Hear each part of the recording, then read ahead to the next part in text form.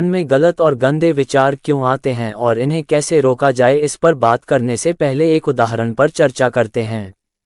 मान लीजिए आप किसी पार्टी में जाते हैं, वहां आप कुछ ऐसी चीज खा लेते हैं जो सेहत के लिए अच्छी नहीं है। उसमें कुछ मिलावट है या फिर उसमें हानिकारक जीवाणु पनप चुके हैं। ऐसी चीज खाने के बाद आपकी तबीयत खराब हो जाती है और आपको बुरी तरह से गैस बनने लगती है। अब आप इससे परेशान होकर गैस को कैसे रोकें ये सोचने लगते हैं। लेकिन असल समस्या आपके पेट में वह दूषित खाना है। गलत संगत अहम कारण। ठीक यही उदाहरण आपके विचारों पर भी लागू होता है। हम अपनी सभी इंद्रियों से अगर ऐसी चीजों का सेवन करें जो उत्तेजक हों, अश्लील हों, तो जाहिर सी बात है कि हमारे मन में भी वही बातें घूमती रहेंगी। कैसे दूर करें? इन्हें दूर करने का उपाय जानने से पहले एक और कहानी सुनें। एक व्यक्ति के सिर पर बाल नहीं थे।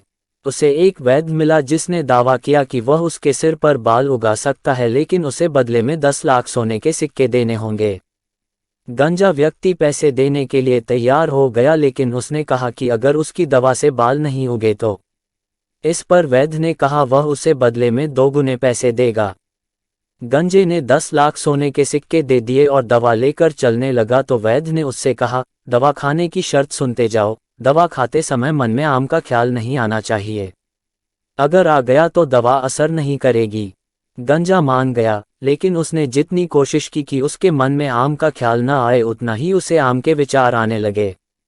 असल में यह मन का स्वभाव है कि उसे जितना दबाएं वह उतना ही ताकतवर होकर उभरता है।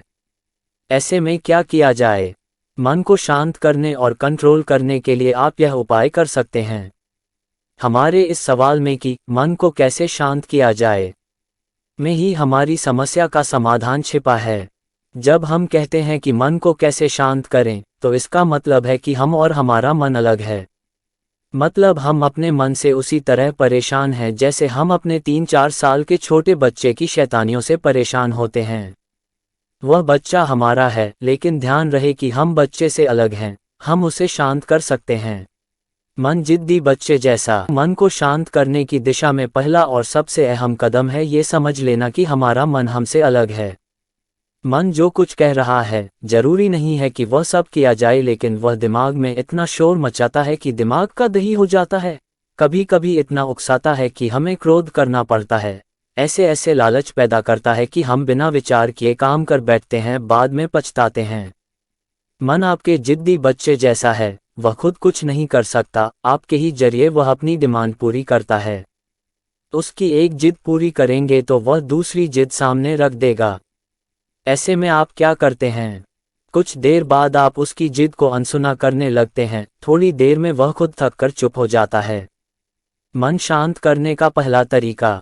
तो मन को शांत करने का पहला तरीका है कि उसकी बेकार की बातों को अनसुना कर दें। एक छोटा सा उदाहरण देता हूँ। हम में से सभी लोग जीवन में कभी न कभी इस आदत का शिकार होते हैं। वह आदत है घर का दरवाजा लॉक करने के बाद पलटकर फिर देखना कि वह बंद है या नहीं। सामान्यतया हर सजग शख्स ऐसा करता है, या ऐसा व्यक्ति जो खुद को घर का जिम्मेदार मानता है। लेकिन अगर गली के नुक्कड़ पर पहुंचकर वह फिर पलट कर आए और चेक करे, फिर ऑटो स्टैंड पर जाकर फिर लौटे और चेक करे, तो समझिए मामला गलत दिशा में जा रहा है। साइंस की भाषा में इसे ऑब्सेसिव कंपल्सिव डिसऑर्डर या ओसीडी कहते हैं। अब चूंकि मन बार बार यही कहता है कि देख लो ताला खुला तो नहीं रह गया, तो चोरी के डर से हम मन की बात मान लेते हैं। लेकिन हर 10 कदम के बाद मन यही दोहराने लगे, तो इसे सुधारने का सरल तरीका यही है कि उसकी बात न सुने। लेकिन ये तभी संभव है जब हमें ये ध्यान रहे कि मन और हम अलग हैं, एक नहीं। मन को किसी और काम में लगा दें, लेकिन कभी कभी मन की हरकतें, उसका शोर इतना ज़्यादा बढ़ जाता है कि हम उससे दूर बैठने की कितनी भी कोशिश क्यों न करें, खास फायदा होता नहीं। ऐसे में हम क्या करते हैं? फिर वही बच्चे वाला एग्जाम्पल लें।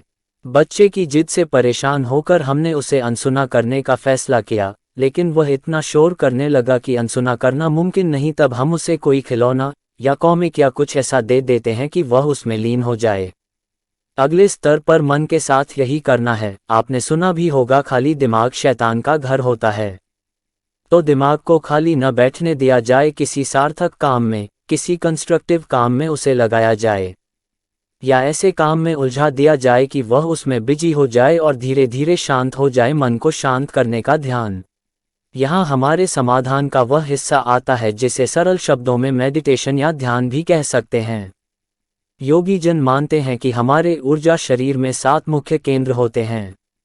ये हमारी टेल बोन या रीढ़ की हड्डी के निचले सिरे से सिर के ऊपर तक स्थित होते हैं।